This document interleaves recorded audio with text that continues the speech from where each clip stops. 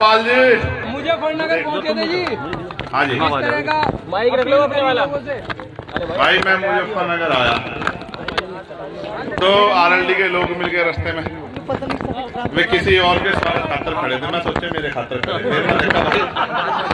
फिर मैं सोचा भाई ये तो मेरा नहीं कर रहे स्वागत, तो कोई बात नहीं भाई, मीरापुर हम लोग जीत रहे हैं, इसमें कोई बात छिपी भी नहीं है और हम लोग जीत रहे हैं, इसीलिए तारीख बदली गई। आपने कभी नहीं सुना होगा कि नॉमिनेशन होने के बाद इतने दिन चुनाव चलने के बाद फिर तारीख बदली जा।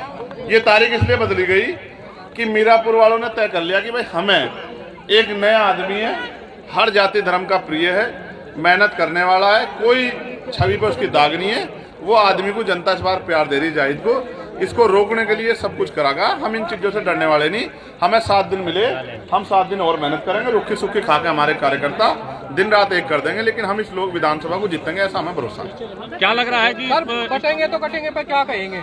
कहाँ बट रहे, कहाँ बट रहे भाई, बट अच्छा सुनो, एक मिनट सुन लो, बांट का तो अब तक राज करा बांटने वालों ने, इब कहाँ बट रहे, इब तो हम इकट्ठे कर रहे लोगों को, ठीक है, सबको इकट्ठे करके साथ लेकर चलेंगे, ठीक है। आप ये बताओ, पत्रकारों पर लठ बज गया गाजियाबाद में, बजा नहीं बजा, बताओ ईमानदार तो बताओ भाई, और पत्रकार जेल भेज दिए, और मैं फतेहपुर गया था, वहां प्रिया मौर्य को जो है उसके साथ जुल्म हुआ, अब तक आरोपी गिरफ्तार नहीं हुए, और वहां सीएम कोरी को जो है उसके पैरों के नखून काट दिए, आरोपी गिरफ्तार नहीं हुए, और वहीं जो है पत्रकार थे दिलीप सैनी, उनको घर में घुस कर मार दिया।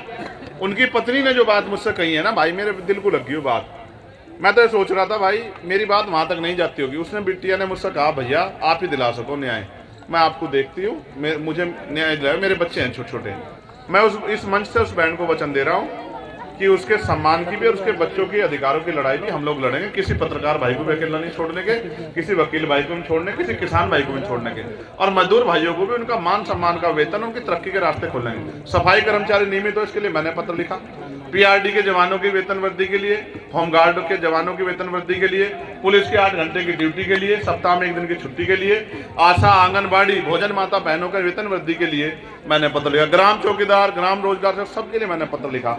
अभी तो मैं पत्र से लिख रहा हूँ कि सरकार इस पर काम कर ले, अगर मेरे में ताकत होती तो ये सबको तनख्वाह जो है ना इनकी 3 गुनी हो जाती जितनी मैं चाह रहा था, क्योंकि इनको भी बराबर वेतन मिलना चाहिए, समान काम समान वेतन, ठीक है भाई। उपचुनाव के बाद अगली बारी क्या है? 27, हम तो 27 में हमारी निगाह है भाई पूरी, हम नहीं छोड़ देंगे 27 को, हम तो तय करके बैठे हैं, इब हम हमारे लोग और हम किसी के भरोसे नहीं रहेंगे, हम अपनी ताकत बनाएंगे। जिस तरह से इन्होंने आशीर्वाद एक गरीबों ने मुझे पार्लियामेंट में भेजा, और पार्लियामेंट में अब सबसे ज्यादा डिबेट किसी की है तो वो चंद्रशेखर आजाद की, आप चेक करवा लेना। अच्छा, बीजेपी के नेता 1 मिनट सुन लो, तो भाई ना हम हिंसा की बात करते ना हम किसी को बुरा कहते, हम तो ये कह रहे हैं सब मिलजुल के राजनीतिक ताकत बनाओ। अब तक हमारे लोग तो ठगे गए, अब नहीं ठगे जाने के लोग, अब चाहे कोई पैसे वाला आ जा, चाहे कोई डरा दे, डरने वाले भी नहीं, ना हम डरते ना हम किसी के बकाये में आते, अब हमारे लोग ताकत बनाने की तरफ बढ़ रहे हैं, क्योंकि अब उनको चंद्रशेखर के हाथ मजबूत कर देंगे। अब बताओ क्या कह रहे थे? बताओ भाई। जान माल का आपने कहा था, उपचुनाव आपकी जान का सवाल है।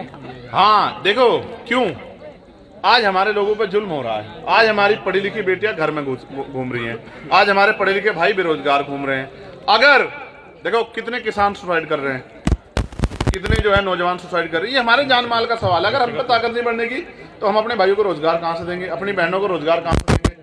तो ये तो जान माल का प्रश्न है, हमारे लिए कोई व्यापार नहीं है कि किसी को लड़ा दो कुछ भी कर लो। हम तो सब इकट्ठे इसलिए हुए हैं कि बाबा साहब अम्बेडकर ने कहा पॉलिटिकल पावर द मास्टर की, अपनी समस्या का हल करना है तो राजनीतिक ताकत बनाओ, तो हम तो अपनी ताकत बना रहे हैं। हमारे तो सतगुरु रविदास जी महाराज इस बात कह गए, रविदास मानु सुखी बसन सुख रह दो ठाओ, एक सु स्वराज माई दूसर मरगट गाँव, कि अगर सुख शांति का जीवन जीना 2 ही रास्ते हैं, पहला स्वराज माई अपना राज लाओ, अन्य मरने के बाद मिलेगा शमशान घाट कब्रिस्तान में। तो जीते जी राज लाने के लिए हम लोग बढ़ रहे हैं कि सतगुरु रविदास जी महाराज का बेगमपुरा राज का सपना पूरा हो। ये नो बताओ, राज का अधिकार गरीबों का है या नहीं, बताओ? पहले तो अमीर राज करते थे राजा महाराज, अब गरीबों का नंबर तो आया, तो अभी तो गरीबों की आंख खुली, ये उनका राज आओगा। आप मेरी बात। अच्छा, बीजेपी के नेता प्रत्येक सभा में जय श्री राम के नारे से स्टार्टिंग करते थे, आज बेलडा में जयंत जी का कार्यक्रम था, जय श्री राम का नारा किसी भी तरह से नहीं गूंजा गया है।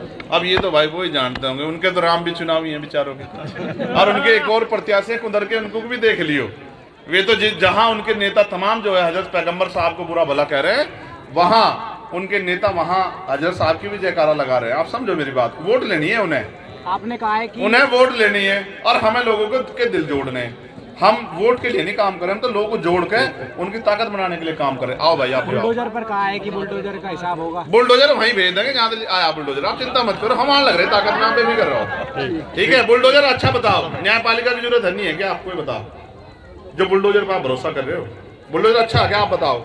जिस दिन किसी पत्रकार घर पे चलेगा उस दिन एहसास होगा बुलडोजर क्या है, क्योंकि घर बनाने में बहुत जोर पड़ता है भाई, पत्रकारों को भी ठीक है। मगर मैं पत्रकारों पर आंच नहीं आने देने का, इस बात का भरोसा दिला रहा हूँ, ठीक है।